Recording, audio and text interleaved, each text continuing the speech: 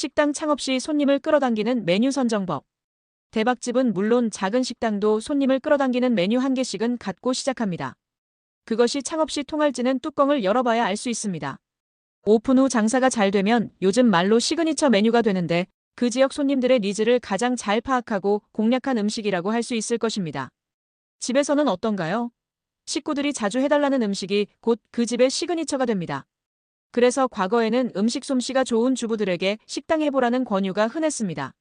만들 때마다 훌륭한 맛으로 가족들에게 사랑받았다면 오픈 후 손님들에도 비슷한 반응이었을 것입니다. 요즘은 이러한 주먹구구식 음식점 창업은 많이 없어졌습니다. 대신 프랜차이즈 창업이나 기술교육 커피, 레시피 전수 창업이 많아졌습니다.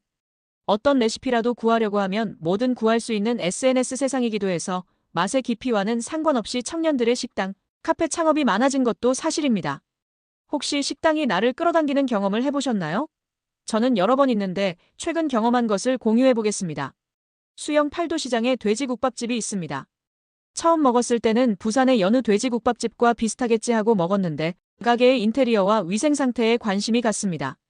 손님이 음식을 먹는 시스템이야 거기서 거기지만 여자분들이 혼자 오셔서 먹는 모습, 깨끗한 테이블, 친절한 사장님은 다른 돼지국밥집과 달라 보였습니다. 그런데 놀라운 점은 제가 돼지국밥을 먹으러 가자고 아내에게 먼저 이야기했다는 것입니다.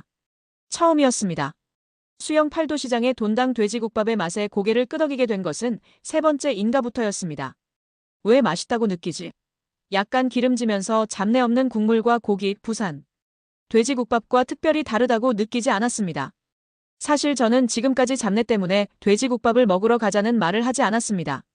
그것 하나만으로도 돈당은 합격점인데 이것 말고도 뭔가 다른 점이 있었습니다. 메뉴판에서 그 힌트를 얻을 수 있었는데요. 마늘국밥이었습니다. 저는 마늘국밥을 먹지 않았지만 그 밑에 작은 글씨로 설명이 되어 있었습니다. 삼계탕. 마늘 으깬 것을 충분히 넣으면 삼계탕 맛도 난다는 뜻일 것입니다. 돼지국밥에서 삼계탕 맛이 날 수도 있다는 것이죠. 한 음식에서 두 가지 음식 맛을 낼 수 있다면 저도 그러고 싶습니다. 엄청난 일 아닌가요? 손님들은 복잡한 맛을 원하지만 그것을 돼지국밥으로 한정하면 별로 기술을 부릴 것이 없습니다. 그런데 돈당처럼 마늘을 첨가해서 삼계탕 맛으로도 변신할 수 있다면 복날에도 잘 팔리는 돼지국밥이라는 포지션도 차지할 수 있을 것입니다. 어디서 많이 먹어본 맛인데 이러한 사례로 대박집이 된 곳은 많습니다. 또 한 곳을 소개하면 버섯전골집인데 보통과 다른 국물 맛이라는 것입니다. 예를 들면 매콤한 생선 매운탕 맛이 났을 수도 있고 나주곰탕 맛을 낼 수 있습니다. TV에도 출연했던 곳으로 이러한 식당들의 공통점은 손님들이 어디선가 먹어봤는데 라는 말들을 많이 합니다.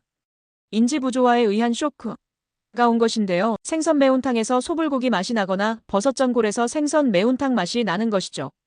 남들과 같은 버섯전골 메뉴지만 국물 맛은 다른 음식으로 제공되는 것으로 메뉴 선정 시 완벽히 의도된 것은 아닐지라도 더 맛있게 만들려고 하는 주인의 노력이었을 것입니다. 손님들은 자꾸 어디서 먹어본 맛인데 갸웃거리게 되며 손은 음식을 먹지만 머릿속은 계속해서 기억을 찾게 만듭니다. 자연스럽게 그 집 음식에 대한 기억이 쌓이게 됩니다. 이러한 기억은 다른 사람들과의 대화거리로 활용되며 식당으로서는 강점이 될 수 있습니다. 식당 창업과 손님을 끌어당기는 메뉴를 선정하는 법은 동시에 이루어지면 좋습니다. 쇼핑센터 속의 식당가를 예로 들면 메뉴 선정 시 오피스, 데이트, 가족들층의 손님들을 향한 선정이어야 합니다.